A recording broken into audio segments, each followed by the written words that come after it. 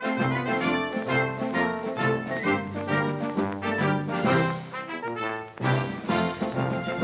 with the legislation that was really causing the high performance industry a great deal of grief. There was a rule in Oregon that they were trying to push through that would outlaw any suspension modifications and any custom wheels other than the wheels that came on the car. It's a pretty impossible situation. That was the era when they were jacking the cars up in the back and trying to look like funny cars. And so I went up there with Jim Kavanaugh, and we met the young lawyer that had been hired by Dick Martin, who was the speed shop of record in Oregon. And we went and we beat back the legislation. We did the same thing in Pennsylvania and the same thing in New Jersey. We went to New Jersey on a noise issue and beat them back just by appealing to them, to the sensibilities of the people who were trying to make the rule that, look, you're not going to solve the problem by just passing this blanket rule. You have to approach it from a scientific standpoint and give a basis so that if somebody wants to continue to do it, they can comply. So we had a noise measurement. We had emissions measurements that we had learned how to deal with. And we pretty much had a handle on the states trying to do stuff by themselves. And then Peterson, Robert E. Peterson, that publishing company, was the producer of the SEMA show. They decided that they would participate in helping with this legislation because it would affect the sales of the parts in the magazines. So he stepped up and gave SEMA $35,000 to hire Dale Hogue, who was a prominent lawyer in the D.C. area, and had worked for Nixon and was a pretty high up guy.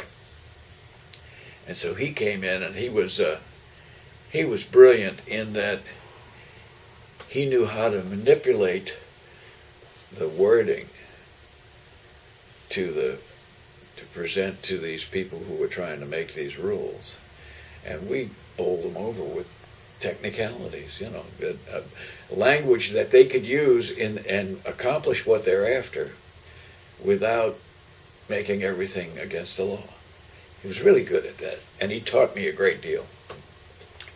In the meantime, Bain and I were also wrestling with all of the SEMA specs programs that the board of directors had started to put together. There was an emissions committee, a noise committee, a safety committee, and the safety committee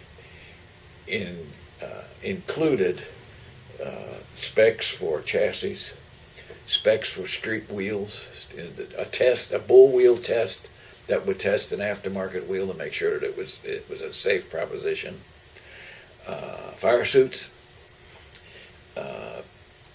anything that pertained to the race cars that an organization could write a rule to circumvent arbitrary things going on by NHRA. I mean, NHRA they wanted it safe, but they were always afraid to make the step. They needed somebody to lay off the responsibility to. So they laid it off on the SEMA specs program. That one hand washed the other there, because with an arm's length proposition, the courts will accept a specs program that was put together by a majority of manufacturers to the best of their ability, so that when a part failed, it was the best it could be, it still failed. The Force crash is a classic example of the car being as good as it can be, and it still crashed, and it still hurt them. So what do? You got to move the spec up.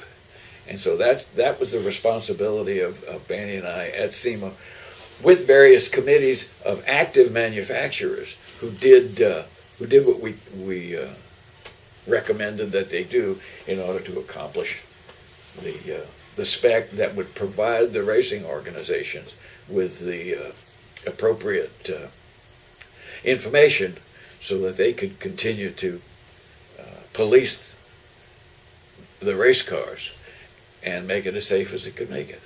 And racing is not safe, so you got to keep moving forward. And I mentioned earlier, Simpson was always on the forefront. Roy Richter had a speed shop, Bell Auto Parts in Bell, California, and he invented the company called Krager, which was originally a cylinder head for a Model A Krager head, and then it just grew from there to become Krager Industries. And he was the driving force behind things like the wheel program and the helmets. He made Bell helmets, and he was the guy that preceded Simpson in the limelight of making things safer. He was a brilliant guy, master craftsman, built hundreds of midgets in the 20s, and was a world-class individual. That little piece went through the industry like a dose of salt, as you can well imagine. And I got called by Woomer. Steve Woomer was the head of SEMA a couple of years later, and he called me up and he says, I want you to come to this meeting because I'm getting a lot of grief. He says, and I think I can use your help to straighten some of these folks out.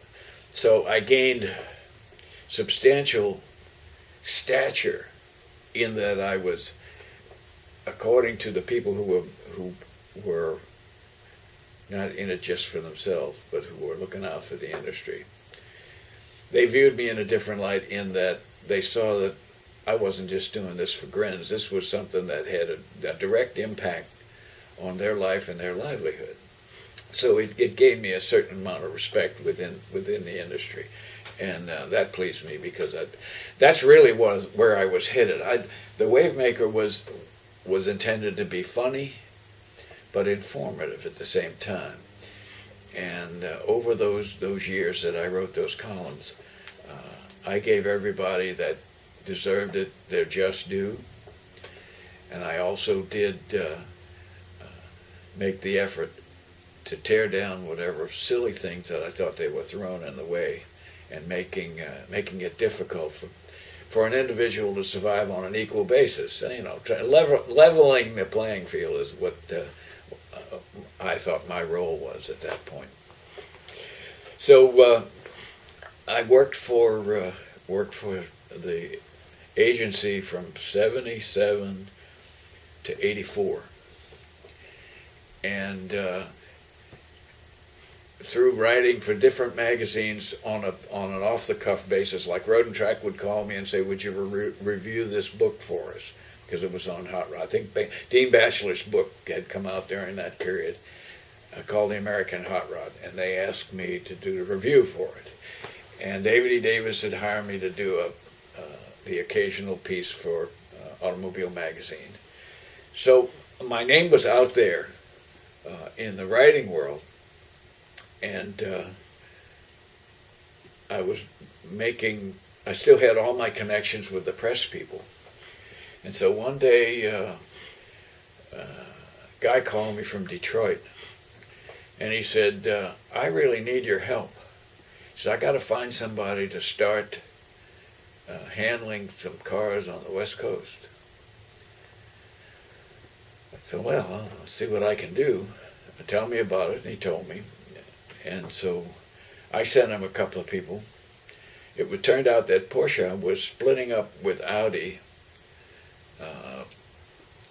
The guy that owned VW Pacific over in Culver City was essentially throwing the Porsche people out because he couldn't get along with them anymore.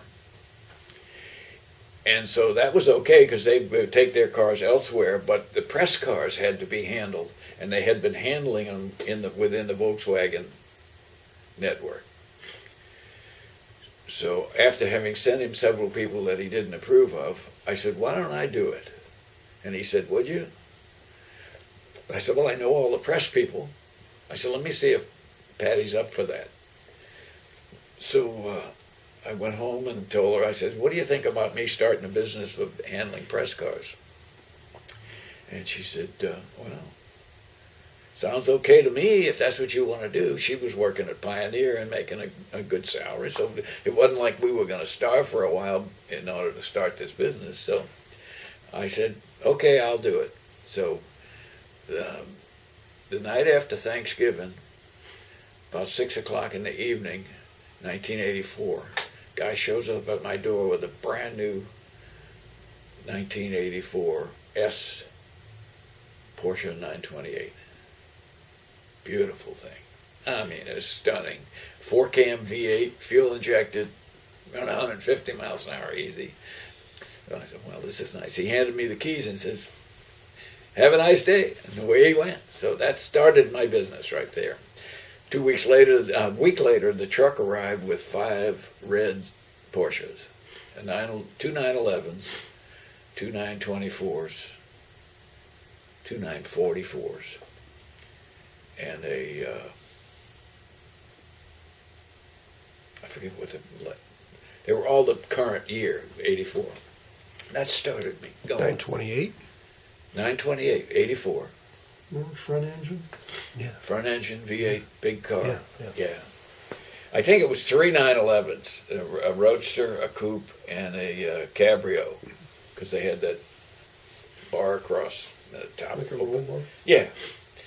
And so about a week and a half later, after I got these cars, Bobby Austin, who was head of PR at Volvo, called me. He says, I hear you're handling the Porsches. So I said, yeah, so far I'm rolling along.